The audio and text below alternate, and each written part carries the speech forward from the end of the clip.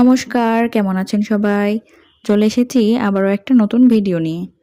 তো কেক খেতে আমার খুবই ভালো লাগে, তাই যখন মন চায় তখনই বানিয়ে ফেলি।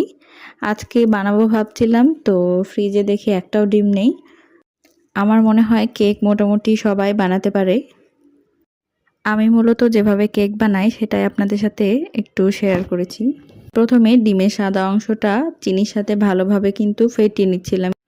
এবার ফেটানো হয়ে গেলে আগে থেকে যে ২টা ডিমের কুসুম তুলে রেখেছিলাম, ওই ২টা ডিমের কুসুম দিয়েও কিন্তু একটু ফেটিয়ে নিয়েছি। তারপর পরিমাণ মতো তেল আর ভ্যানিলা এসেন্স দিয়ে আবারও সুন্দর মতো ফেটিয়ে নিয়েছি। আগে থেকে কিছু শুকনো উপকরণগুলো আমি একসাথে করে রেখেছিলাম। এখন সেগুলো দিয়ে ভালোভাবে মিশিয়ে নেব। একদম আলতোভাবে মেশাতে হবে, যেন ডিমের ফোমটা নষ্ট না হয়ে যায়। আর ডিমের ফোম নষ্ট হয়ে গেলে কিন্তু কেকটা শক্ত হয়ে যাবে, নরম হবে না। এবার একটা মোল্ডে আমি কিন্তু পেপার দিয়ে নিয়েছি, তারপরে যে ব্যাটারটা ছিল ব্যাটারটা ঢেলে এখন চুলার উপর বসিয়ে দেব। আর কেকটা হয়ে গেলে অবশ্যই কিন্তু আমি আপনাদের নেক্সট ভিডিওতে দেখিয়ে দেব।